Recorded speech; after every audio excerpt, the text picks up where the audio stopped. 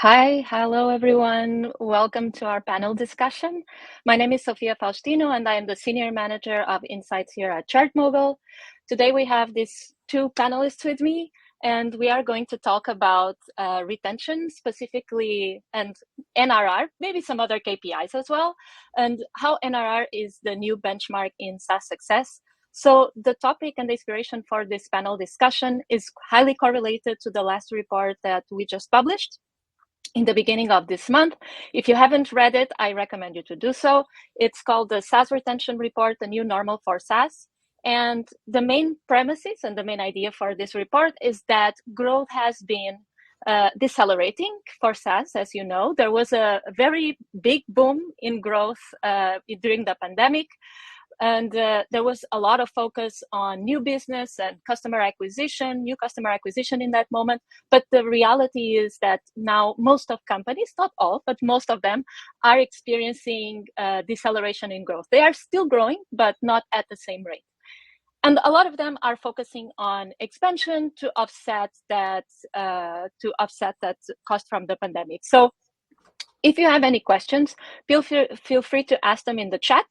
And hopefully we can answer a couple of those, but if not, feel free to also add me on LinkedIn.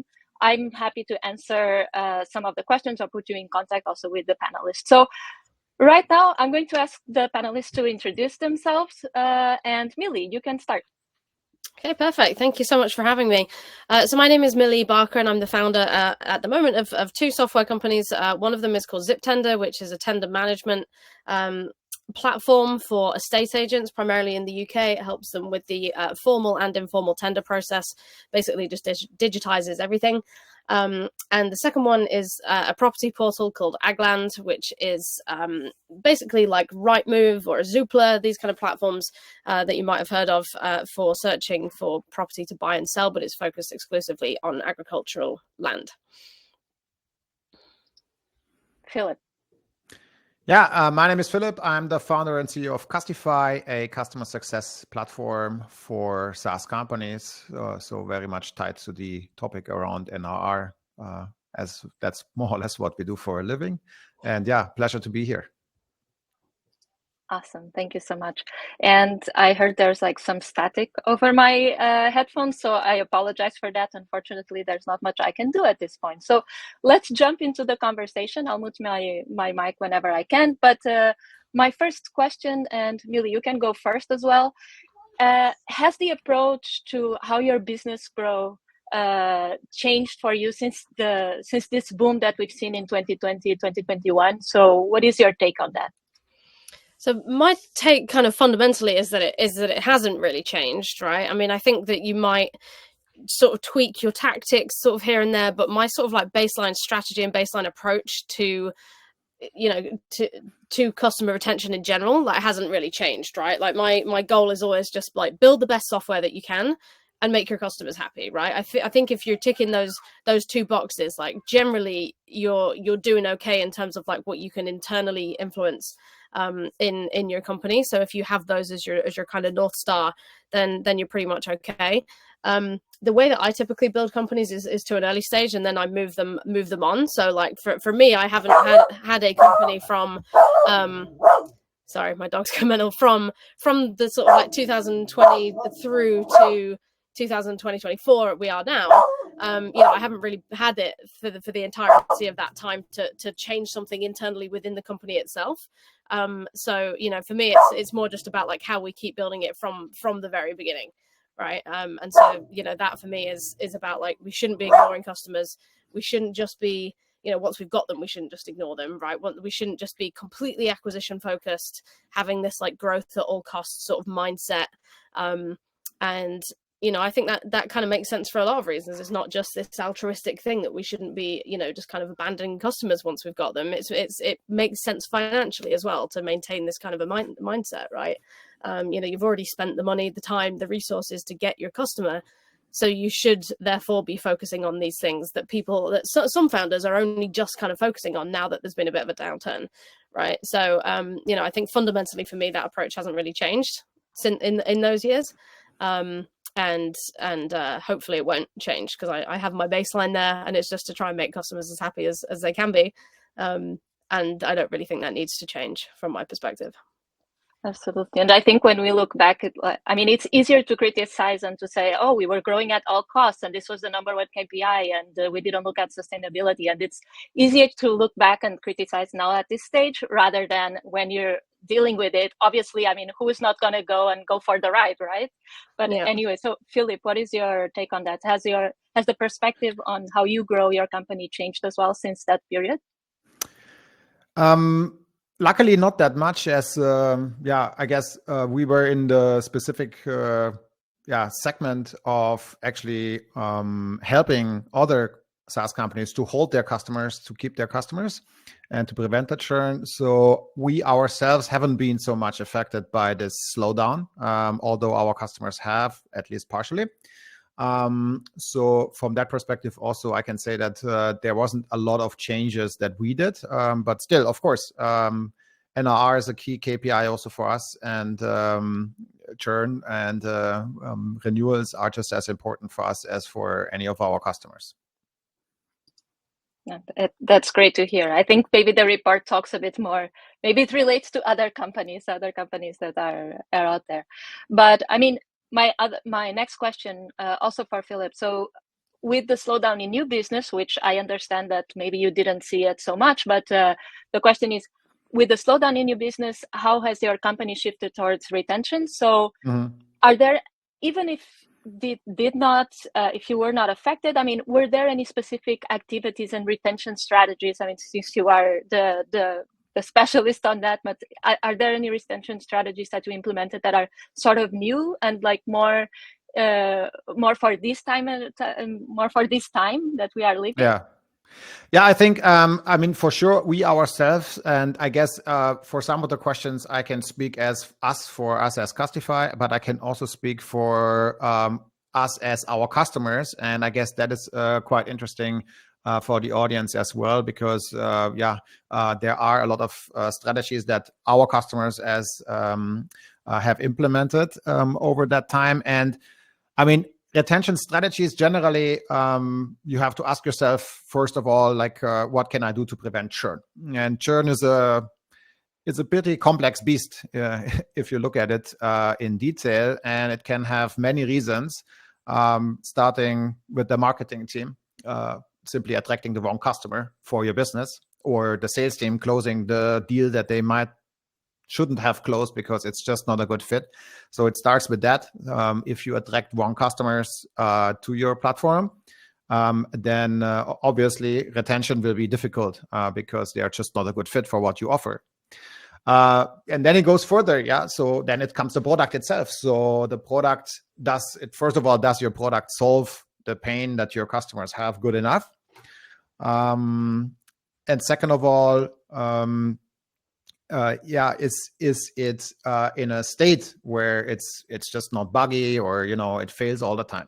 So it goes to the product as well. And then you actually end up, let's say, in the hands of a customer success team typically, or for someone who owns retention, which in most companies, obviously, that we work with, and including ourselves, is the customer success. That's the customer success team. But as I said, if you look at churn, you have to look at the entire picture, and starting from various departments. And the strategies that I think have been more and more prominent now, and also the CEO knows, and as you said, we get more executive buy-in than we did eventually in 2020, because retention is key and is one of the key KPIs. Even if you might have been VC funded and it was growth in the past, now it's also not just like ROI positive, but in the end to run a profitable business that grows still. So I think the strategies that we see customers implementing, and we have implemented them ourselves, is first of all, of course, you must make sure that people get value. So, and people get value quickly. That brings you to the onboarding. And no matter if you product that growth, that means you have a perfect experience that is out of the box, that customers understands, with the product tour eventually, or with some way where it's easy with the wizard to walk them through everything so they can get the first value. It's easy for them to get the first value. Or if you are like us, for example, more sales driven, then you make sure that the customer success team leads towards the success quite quickly. And that can mean very different things for different products, can take weeks or months in some cases to get value. But it's key that you focus on that. And then the other thing is then, of course, going back to the question of churn, is what kind of churn can you prevent? So as a company generally, not just as a team. So what retention strategy can you implement that makes a difference? And I think the one that you really can prevent is to make sure that people continuously get value from your platform, from your service. A champion leaves, no more value is there. Next time on the renewal, you will not retain this customer because who are you actually, right? So that's one example. So that's a strategy that we see and that we have also implemented ourselves. So we know if the champion, and sometimes they're multiple, aren't there anymore. They change jobs. They might announce it to you. They might not. So they might just be gone. And that's a key thing, a strategy to really understand, are there champions that installed your product, that got your product? And are they still there, and are they still using the product, and can you still reach them when you reach out to them? Then, of course, yeah, go ahead. Sorry. No, you can go ahead. I know that Millie because we had a little conversation before, right? And Millie had some also ideas on churn. And as an early stage founder, and Philipp, maybe you can go back to what you were saying Sure. after I asked, but as an early stage founder, I mean, what is your, you said that your products that you were building, Millie, were very focused on retention from early on, and in order to avoid churn. So I think that you may have also some sort of opinion about what Philipp just said regarding churn as well. Yeah, definitely. I mean, I think that where I'm primarily focused, I'm not saying that like retention is like the like big North Star thing for me, like from the beginning, but it's definitely there, right? And I think like, you know, when you start a new company, especially a software company, you're obsessed with this idea of like your new customer brings you this new revenue, and you're constantly watching the charts go up, right? Or hopefully you are anyway. And you know, you're very much kind of focused on growing your business through new customers. But I think if you've ever been in a situation where you lose a customer, and that's 99% of us, right? Probably more, right? And you lose a customer and they tell you it's because, you know, you weren't kind of focused enough on them as existing customers, right? So you give really shiny, wonderful new offers to, you know, your new customers, you know, but you don't sort of look after your existing ones, right? We've all been on the receiving end of that. If you renew your car insurance or your broadband or your mobile phone or something else like equally as exciting as this, right? And all the new customers are getting these amazing discounts, and you, the person who's paid this company for 10 years, is getting the highest prices that they charge, right? It doesn't feel good. So if you've ever done that to a customer, to one of your users, and you've made them feel like you're not focused on them enough, or you've dropped the ball on feature development, or you weren't kind of good enough in like your customer service or whatever it is, like that's painful for you as a founder, right? It doesn't feel good. And it should hurt, right? It should hurt us if we're ignoring the people that are literally keeping our businesses going. So I think if you've ever felt that, been on the receiving end of it as a user yourself, or as someone that puts that experience on somebody else, like you want to keep retention, you want to keep this, you know, the idea of looking after your customers, you want to keep it at the forefront of your mind, right? So I don't really think there's anything particularly unique to an early stage in that. I just think that we shouldn't be necessarily forgetting about it at the early stage. And just some quick ways, just quick examples of how I try to do that in what I'm building. So where possible, I will, as the founder, for as long as possible, personally onboard users, right? And, you know, I tend to sell higher ticket kind of SaaS services. So they're in the hundreds per month rather than in the lower end. So I have fewer users in general. So I can kind of afford to do this. But I'll typically try to do a personalized onboarding and then schedule check-ins. And it needs only be like 5-15 minutes. You know, it doesn't need to be long, but schedule a check-in within the first sort of year or so of the user being with you. So just to keep that personal connection, so they can literally say, like, I've spoken to the founder of the company and they will answer my questions, they'll help me out, kind of thing. I think that really helps. Second thing is continual value demonstration. And I do that through, you know, if I have a new feature that comes out, rather than just putting a little notification in the app or just sending an email with very generic, like, this is what we do now kind of thing, I'll put like a little screen share of me personally talking through that feature. It needs to be 2 minutes long, but it's just something to be like, hey, this is what we've been working on. This is how you can do it. This is me, the founder, actually using it and showing you how to do it, right? Again, just feels a lot more personal. And the third thing that I've started to look into, haven't fully implemented yet, but is predictive assistance. Now, what I mean by that is like, how can we use either humans or AI, and increasingly AI, to predict when a user is going to churn or when they are at risk of kind of dropping off somewhere. You can do it with just human general intelligence, right? By saying, right, I've just signed up for ChartMogul CRM and I haven't connected my email within the first 48 hours, right? So I'm not going to be sending emails from the CRM. So like, how can, ChartMogul could then email me and be like, hey, you haven't signed up with your email, you haven't connected your email account, how can we help you, kind of thing? And you put me in touch with somebody that will literally help me walk me through that, right? So we can do it with human general kind of intelligence, or we can do it with AI, right? We can predict all of these things very easily now. And so those are the things that I'm kind of looking at, I guess.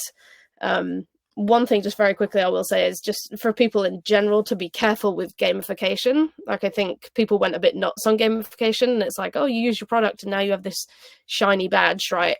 If I could turn off gamification in like most of the software that I use, I probably would, right? So it's like, one, if you're going to have it, make sure people can turn it off, because it can be annoying if you don't kind of vibe with that kind of thing.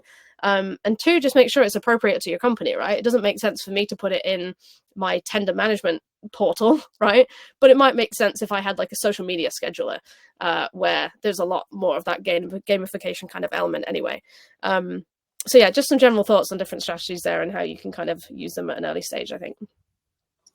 Philip, any thoughts on what Millie just said? Like, no, that's perfect. And in the early stage, I mean, that's typically when you can do everything that Millie said also manually, right? As you said, you log into the account to see when were they last active, what do they do, and everything. With the customers that we work with, they're typically a bit in the later stage where this is not possible anymore by a human, or it is possible, but then you have to hire 20 humans to do that job, because you have too many customers, even if it's high ticket. If I would imagine to do that even for us ourselves, then that would be very time consuming. But yeah, it's exactly the right thing. So no matter how you do it, but you need to understand, do they still get value? In the customer success world, that's called health scoring. Typically, in the end, it's KPIs that you define that are tied around the value that someone gets from your product. In ChartMogul would be, how many charts do they have defined? Do they frequently look at those charts? That's how I get value from your product, right? In our case would be, are people working on the tasks? Are people logging into the platform? Are people taking notes?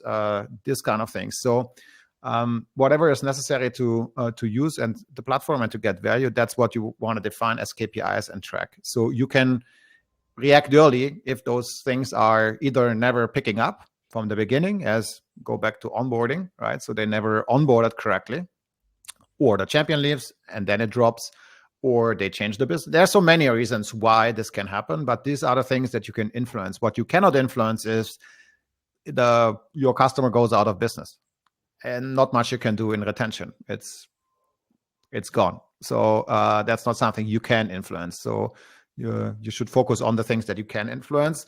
Certainly what you can't influence easily is also when you attract the wrong customers.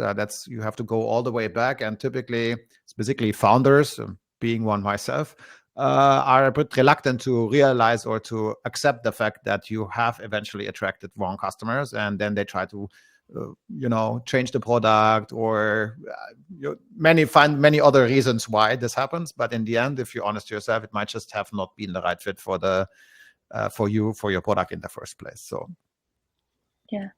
No, that makes perfect sense.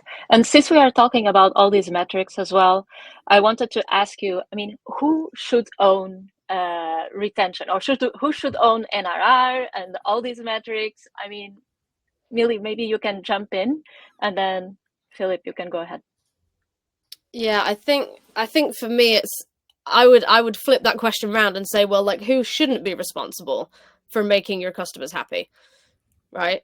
Because like in that case, I'm kind of like, well, this is an everybody problem, right? If our customers are not happy and they're churning out for reasons that, to go back to Philip's point, are within our control, because it's to do with the product, it's to do with our positioning, et cetera, like, who isn't responsible for that, right? Because it's like marketing's responsible because they're making the promise. Sales is proving that we can make that promise, right? It's like the developers are building things that are the solution to that problem. That's to realize that promise, right? So it's like we're all involved in the delivery of the solution to that problem, right? That's all we're doing as software founders, right? Is we're delivering a solution to a problem. That's literally it. And so it's like if one part of the company kind of dodges out on that and says, well, you know, that's not really my thing, I'm like, well, what are you doing here, honestly? Because we're all navigating towards the same kind of North Star in that respect.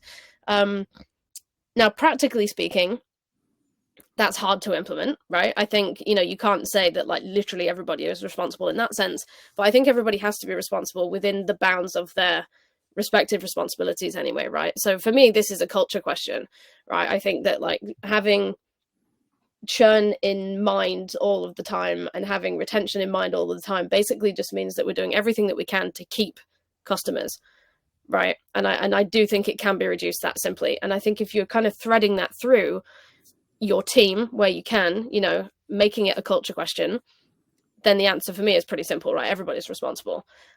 Ultimately, the founder is responsible for setting that culture and setting that tone, but then everybody is responsible.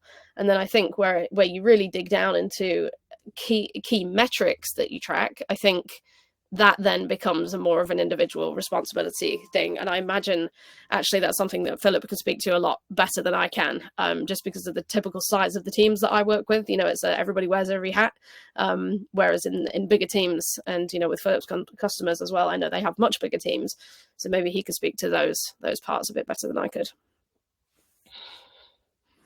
I mean, yes, I there's not much to add, I think. So it's just a different scale when you scale up the company. So yeah, I would generally agree here with Millie. One thing I would just add quickly to that is I think there is a huge red flag when a founder won't touch churn. Right. And I've seen this happen in companies before where they kind of say like, oh, well, we've been doing really well. We're 2 years in and people are starting to churn out and they're going to our competitors and they're doing this and they're doing whatever. And yeah. I've seen founders like try to put this on their sales team, try to put it on their marketing team, like try to put it on somebody and kind of blame somebody almost. And I think this happens because whether they realize it or not, I think founders take churn very, very personally. Right, you've created this thing, you've visualized this thing, you've brought this to market, you've taken a huge financial risk to do it, right? Huge opportunity cost of starting your own company and everything else. And so what's essentially happening when people churn out is they're either saying, this doesn't solve the problem that you promised me it would, or they're saying, this person over here solves it better than you can, right? And those things hurt, right? This is why churn is painful. And I think so many founders will turn around at that point and say, this hurts too much, right? And they don't want to touch it. And so they push it onto somebody else. And I think for me, that is like a huge red flag. And I've had, you know, I do growth consulting and I've had consulting clients ask me about this. And I always go back to the founder and I'm like, dude, this is your problem. Like this is you. This is a you thing, right? It's not them, it's you. and you need to kind of answer for it and see where the problem is. But so many founders won't touch it. And I think that's such a massive red flag, like, you know, for people in your team as well. 100% agree. And in the end, it's your baby that someone says it's not nice. So yeah. That's absolutely natural that the first reaction might be less rational than it should be. And Sophia, to the question who owns it, I would agree with Millie. Theoretically, everybody owns it. Of course, there's the formal responsibility still, as in most of the companies that we work with, that's the customer success team owns it. But then it already gets a bit more nuanced as in, okay, sometimes the customer success team kind of is the partner for the customer, but the renewal conversations is done by sales. So on the other hand, you can say, what about support then? I mean, the support is an important touch point for the customer through the lifecycle with you. If support doesn't do a great job, and I could name several examples of my personal experience where this definitely was not first class or second class support, I might just not renew because the product might be good, but if I had a problem, I wasn't really helped out a lot. So also the support owns it. So yeah, in the end, everybody owns it, like to make the company great. That's why it's also such a great KPI for a company, because if that number is very low, it tells something is wrong, either in the customer acquisition or you don't solve the pain. Something happens in the company. And I mean, going to the NRR, the question is also which customers will spend more with you? And that's NRR, right? So let's say you have 100% net revenue retention. That means you stay flat. Nothing else changes. So you don't add a new customer, but you don't lose any revenue. So you have built a 10 million business, and it's going to stay a 10 million business forever. That means 100%. 110% means you do not add any new customers, but you grow 10% just by the customers spending more money with you. Now, which customers spend more money with you? So first of all, the customers that grow themselves and can actually have that money to spend more money with you. If you attract customers that are shrinking and that have constantly money problems, the last thing they want to do is spend more money with you. So that's the first thing. So they can afford it. They grow themselves. So you attract customers that are growing themselves. And the second is, of course, going back to value. I wouldn't spend more money with the product that I don't see the value. Why would I spend more money with that, right? It's like what Mini said with if you have like a mobile contract and whatever, you almost never have a good reception to call. Why would I switch? Because I'm not satisfied with the product. So I don't get the value. And only then they would probably consider to spend additional money with you if it's worth it for them, right? So that is kind of the goal. And that's why the NRR itself is such a great KPI for a company. In my opinion, the number one KPI that I personally would look at for any valuation of a company. It's the most important one.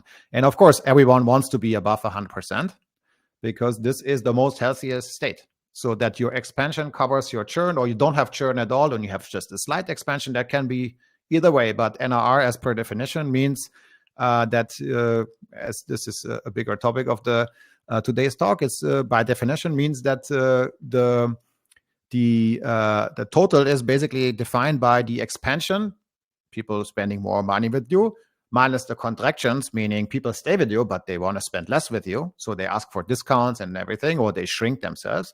And of course, the churn. So they leave entirely. So the expansion itself has to be bigger than the other two negative factors as the contraction and the churn. And this is absolutely not an easy challenge to tackle, that I can say. So, and Sophia, you guys have probably more numbers on how many companies that you work with do actually have a NRR higher than 100%. But specifically, as Millie said, in the earlier days, this is not easy. For sure, it's not happening until you found product market fit, because that is absolutely necessary for that. Otherwise, people will not spend more money with you, and they probably leave you on top of that. Yeah, absolutely. Our data shows that it has been hard to reach that 100% NRR, even for the top quartile. Before it was possible, like around 2022, but now it has been definitely a challenge to, even for companies that have a higher ARR. And actually, Philip, we have a question for you, but Millie, feel free to jump in after Philip answers. But this is for Philip. So could you say that term again that is defined as those KPIs that customers to get value the health score out of the product?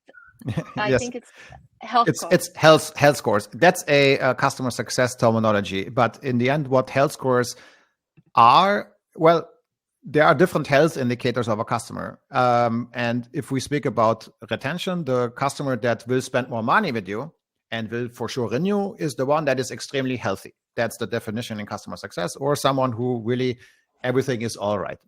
And those are that KPIs theoretically can be how long have you not spoken to this customer for someone who's extremely high touch, or how much value do they get from the product? And it's typically several KPIs that you track. As again, going back to the ChartMogul example, and probably many in the audience might even be customers of yours and use your product. So you have to consume the data that is presented to you.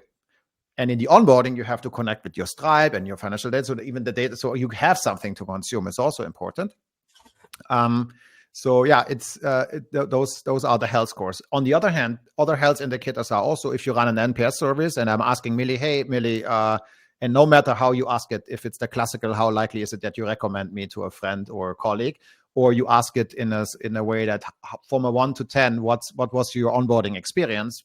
It's just the same. And the customer says 1. That's also a kind of an indicator from a health perspective of a customer that tells you that things aren't going so well. So yeah, health scores are these KPIs that we call, at least in customer success, we call them health scores. Great. And Philipp already mentioned that NRR is definitely probably the number one KPI. And I know, Millie, that probably it is something, the NRR is something that you start looking a bit more closely and tracking really as a proper KPI, let's say after 1 to 5 million ARR. But is expansion something that you also look at from the beginning when you're building your product? I mean, what is your advice for other founders that are starting to create their product and they already start thinking of, oh, how can I expand at this moment? Since acquiring new customers, sometimes it's difficult these days. Yeah, it is hard. Yeah. I mean, I think, yes, I'm thinking about things like NRR in a loose sense at an early stage. I personally am not tracking the data that closely at an early stage. I probably could and should be doing, and I think that's honestly where let's get a ChartMogul plugin. This is where it's so much easier with things like this, because you can do it, and it is so much easier to do it. It's not something that I've paid mega close attention to with my most recent projects, and that is because as well, like, they are so high touch. So I've way fewer users, and they pay a lot more, so they get a lot more sort of personal time with me, if you like, when they need to talk through things. So I get my sense of where we're at from that. And but I also track things like I keep every piece of feedback that a user gives me, whether that is like a one-line bit of feedback in a phone call, or it's something that they sent in an email, or if I've sent out a form or a survey or something. I keep every single piece of feedback, and I keep it in a big spreadsheet. I love spreadsheets, and I keep it in a big spreadsheet with full details of where it's come from and when I got it and everything else. And I've just started to use AI to do like sentiment analysis on it and all that kind of thing. But that for me is kind of like more how I track it at this stage, right? So it's less about the data, and it's more about like the sense that I get from it, just by being able to track those sort of individual sort of conversations. But it's definitely something that I would plug in, I would say, much earlier than that, like 1 to 5 million kind of mark. I would plug it in really as soon as I got the bandwidth as a founder to be able to bring that data point into my sort of analysis. If I'm doing my kind of monthly look at the figures, I'd get that in like as early as possible, really. Philipp, any other opinions on that, or can I move to the next question? No objections, nor other opinions. I think that sums it up pretty well. Cool. So I want to ask this question just for Philipp, but again, Millie, feel free to jump in if you have any thoughts. But it's about pricing, and I know pricing is a different topic in itself. We don't have a report on that yet. I mean, who knows? So maybe soon. Let's see. But when I was researching on this topic, I did see that, I mean, folks are really trying like new pricing models. It's definitely in vogue to try new things, and they're gaining a lot of popularity these days. Maybe as a response to the economic times that we live now, but also maybe because our customers, SaaS customers, are becoming more demanding, and there's a lot of competition. So it's definitely changing. So have you ever adjusted your pricing strategy and seen a positive impact on retention? And was this something that it was visible in the long run as well, or is it something that you just do like to bump up retention NRR, and then suddenly it's actually not sustainable? Like, how can people avoid that as well? Mm-hmm. Well, I think pricing strategy would be, at least for ourselves, would be a lot to define that as strategy, because strategy is, I guess, something that you guys did once in a while, where you changed the complete model, as in how to charge a customer, right? This we did not do. Of course, in the end, the best pricing is tied around value again. How much value do you provide? That's the price you can charge for.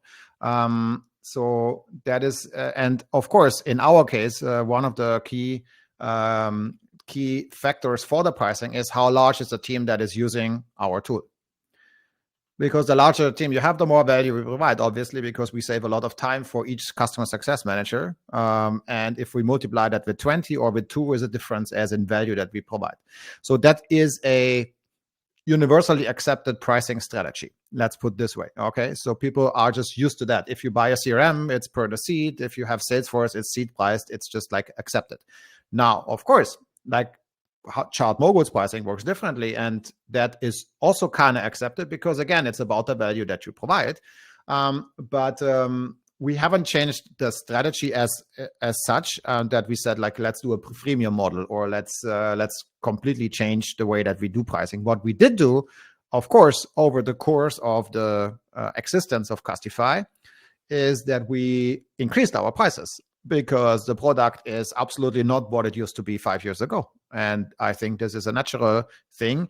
If you, for example, only want to measure the health scores that we talked about, there are products out there that only do that specific thing, and they cost 25-30% of what Custify will cost in the end for you. On the other hand, that's the only thing they do. And if you look also to automate things, or if you run reports, or if you want to track life cycles, or if you want to have a portal between you and the customer, that's all the things you can't do. So of course, the pricing depends a little bit on that value that you can provide. So we didn't change the entire strategy on how we price things, like fundamentally switching it to a freemium or to something like that, but we increased prices, and we also put certain functionality where we know they add a lot of value, but they are not for everyone. The portal that we recently added, for example, is one of those things. So a customer portal is basically, as you can imagine, that a kind of an interface between the customer success team and the customer. Who needs such a feature? Not someone who is more tech touch oriented, because that's simply not the tightest connection that they have with the customer. So they don't need that. So those are things that we have put as a separate module into the product. So we can still offer the product cheaper for those who don't need it. And for those who want it, they pay the normal price, let's say. I wouldn't call that, however, a pricing strategy. I would say this is pretty much industry standard, as in some of the functionalities you just separate from the core product. And then you have other verticals where your expansion comes from, as in these people spend more money. You brought up a good point, though, which is competition.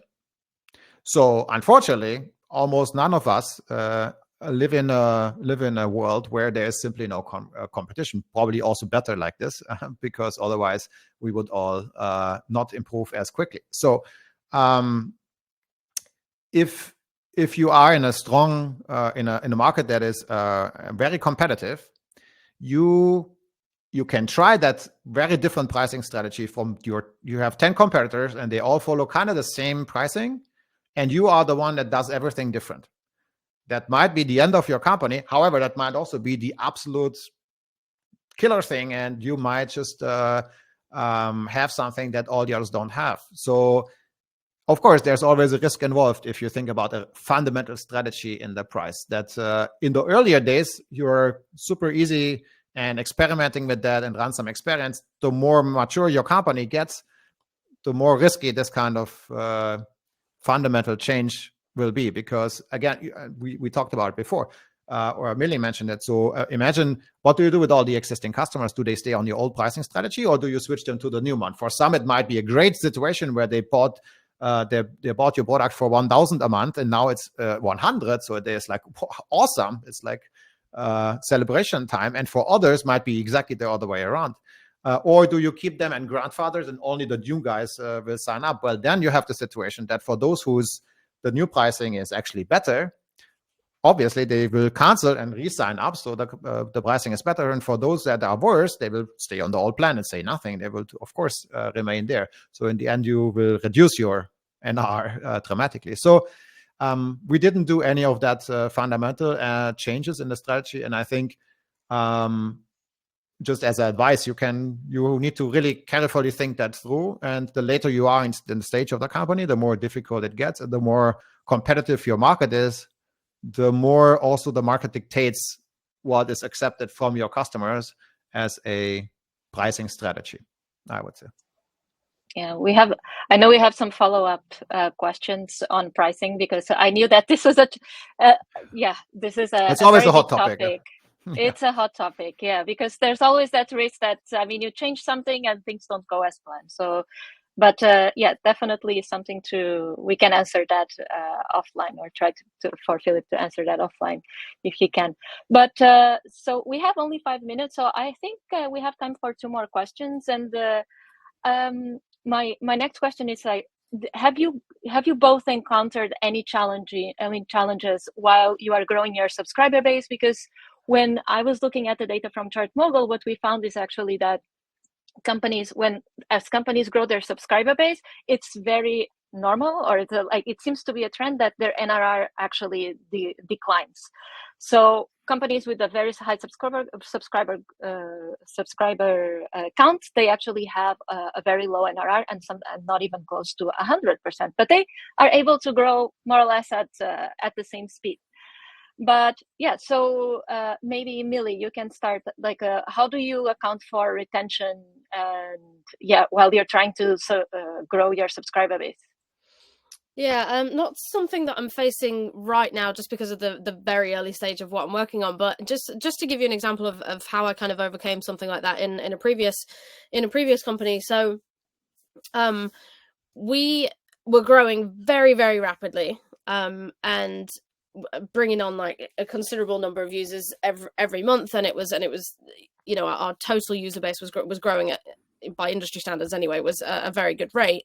But the problem was that we were having issues with competitors, right? And with competitors and their tech being way more advanced than what ours was. And so this kind of ties into something that Philip was talking about earlier, but just in terms of like looking at what that retention challenge was. So basically we were a service-based business that was doing exceptionally well, but technology was coming into this service space and was starting to take over. And so there was a lot of new SaaS companies that were coming in and digitizing that previous service. And I think everybody in the company was kind of like, oh God, this is basically going to be the end of us, right? Because like we are an old school service-based company with low levels of tech that was only just kind of picking up. And so that was the very obvious place where our churn was coming from, right? People were churning out because there was a much shinier solution elsewhere, and it was better priced in a lot of respects. And the interesting thing is that actually we managed to not just save the company from going down that path and kind of fading into non-existence really on the tech front, but not only kind of save it from that, but really better position it in general by realizing that actually a massive percentage of our customers wanted a service-based business to handle this problem. They didn't want software to do it, right? And we would never have found that out if we didn't take like a very proactive approach to talking to customers at the point at which we realized we had churn. Right. So it's like when we realized that churn was going to be a problem and we started to say that retention was a challenge, rather than just trying to tweak all these other different sort of parts of the business and adjust one little cog here and seeing what the impact was, we just went straight in and we're like, right, we need to speak to people and see what happened. And it shocked so many of the people in the kind of higher levels of this company to be like, oh God, we really should have talked to customers earlier, because they literally just gave us the answer on a plate, right? They were like, actually, no, we want this to be a service-based thing. So keep doing the service-based thing. And then we tailored all of the marketing and all of the sales towards like, we can fix this problem with humans, not with software. And, our customer base really liked that. So, in terms of like what the challenge was and then how do you kind of respond to it? I think that was like an interesting use case of saying that actually like tweaking the software and making it better wasn't the answer. It was actually going back to the fundamental point, which is there is a problem that this company solves, right? We need to solve that problem better, right? And it doesn't matter how you eventually solve it. Absolutely. So, I think that's worth thinking of. It's not always in shinier, prettier software. Yeah. And Philip, if you can answer to that, and then I'll wrap up, because in the end we don't have time for 2 questions, which is good. But yes. Yeah, I mean, it's an interesting finding, to be honest, that I probably wouldn't have expected. Like it's just not like what you would think first. Like, okay, a company, the more subscribers they have, the lower the NRR is. That there's a correlation between those two. But probably, if you think about it, that could also be because, in the beginning, The reason why you have lower subscribers probably because the market is simply not there yet. And then you grow the market and then it gets more mature. And then, yeah, you still grow, but the main growth is going from new business and no longer, the new business basically driving that. But it's an interesting finding that I would not necessarily have expected. But there could be multiple reasons for that finding.